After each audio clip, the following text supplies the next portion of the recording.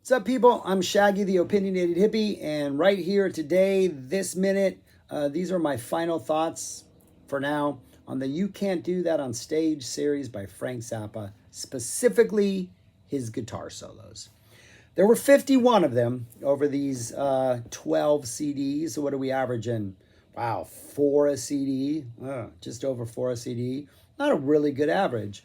But there were some really good solos. Looking at the list, I would say that overall, it was pretty good. I mean, there were some absolutely top of the top epic solos that have been released. I mean, the top 10 of this on my list is pretty absolutely fantastic. There were some clunkers, but not a lot of them. Some of them were clunkers just by nature of the fact that the songs never really elevated it to great status or anything. But, yeah, all right, that's all. I'm rambling. What I'm going to do is I'm just going to show you my list. I'm going to show you how I rank all 1 through 51. When I was going through this series, I numerically ranked each one. I just took those numbers and put them in order. If there was a tie, I made a sort of subjective decision. So yeah, let's look at what the list looked like. Right? Here we go. The first 20, right there, 51 through 31, right there. No Waiting for the Peanuts to Dissolve, that last one, it's just not much of a solo. It's just like Frank noodling around. He's so in the middle of a jam, I don't think he really does much. I think the Lowell George solo that precedes it and the Bunk Gardner solo that follows it are better. Hence, that's why I put it there. Never a fan of Dickie's. NBiz is just worthless. Everything else on here is providing something. My guitar is kind of short. Muffin Man, the Cosmic Debris is kind of good. Willie Pimp's surprisingly good. Like, these are not bad. Illinois this far down because I have a personal pet peeve against Illinois. Black Nappins is kind of disappointing. I think it was an 84 solo. Could have been any other era. Probably would have been better. As we go up, yeah, Montana from stage 4. Pretty good 73 solo. There's some good stuff in there. Like that Mammy Anthem solo. That's a pretty good solo. That Bamboozled by Love with the Owner of a Lonely Heart. There is some really good stuff on here. So even as we get down to the 30s, there are some pretty good solos that I definitely think are worth checking out. So let's move up to the next 20.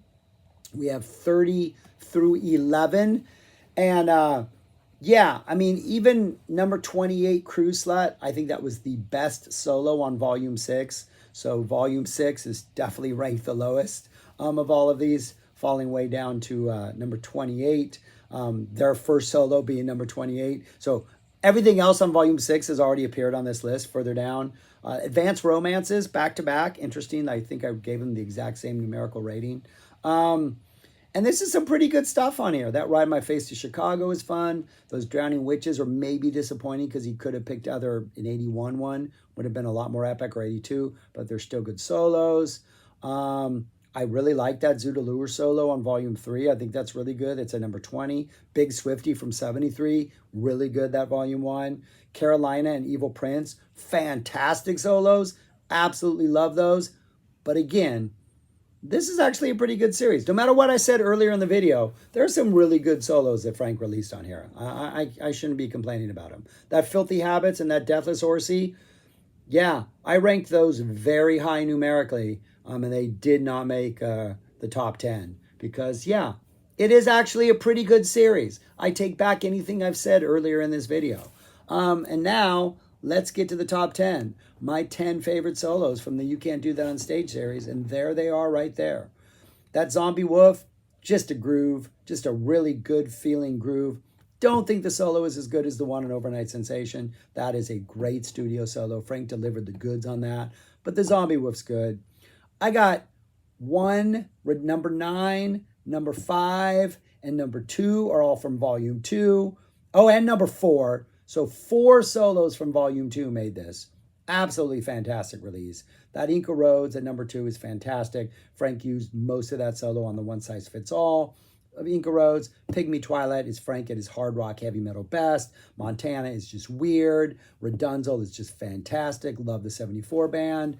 That King Kong, a 71 King Kong at number 8, where Frank's just kind of doing some different stuff, and it's awesome with Dunbar doing the weird drums in the back, and Frank's just kind of doing this exploratory, experimental type stuff, kind of playful, but kind of also like really reaching out and trying new things. Stevie Spanking is just a pure metal fest. That's just pure metal energy.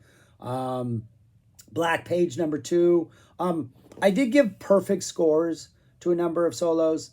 Personally, and to my ears, Montana at number 5, Pygmy Twilight at number 4, Black Page number 2 at number 3, Inca Roads at number 2, and the absolutely fantastic The Torture Never Stops, a 78 Torture from the Winter Tour.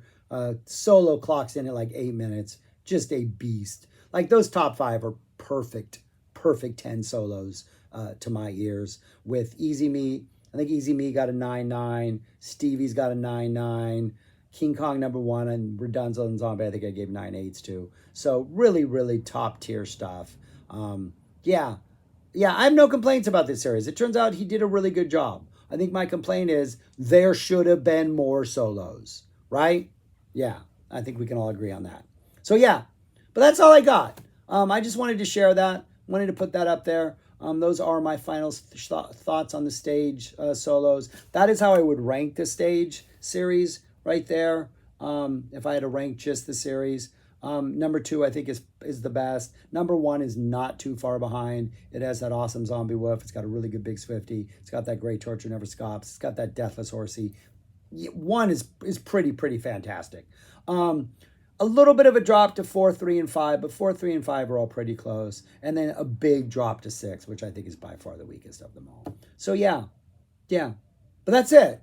So based on solos, that is how I would rank them. And then based on overall rankings, I think the overall rankings match the solo rankings. Let me check on that really quick. So it turns out that if I rank them by solos, the order is slightly different. Ranking by solos, I had 2, 1, 4, 3, 5, 6. If I rank them not by solos and by overall songs and everything, 2 was still number 1. It made my top 10. 1 was in the top 20. Quite a ways down, we had 4 and 5. And then 3 was below that. And then 6 was at the bottom. So, yeah. So 3 fell when we didn't include the solos, when we didn't look at the solos only, and 3 rose when we included the solos only. So if you really like solos, 3 is better than 5 and 6. If you're looking for the whole package, 3 is better than 6, but not better than 5. So that's how that played out. So anyways, that's all I got for this. There's a rambling discussion of this. Thoughts are scattered on this. But yeah, that's what I got. Let me know your thoughts. Just comment, listen to music, subscribe. You know how these things work, people. It's raining like crazy outside here in Texas. It was really hot yesterday. Today we're flooding. So yeah, weather is fun these days, people. Thanks for watching. Subscribe, like, share, and go listen to music. Go listen to The Torture Never Stops on the You Can't Do That on Stage Volume 1, because that, I think, the very first volume had what I think is the best solo in the entire release. Me personally. That's my thought. Peace, y'all. Talk to you later.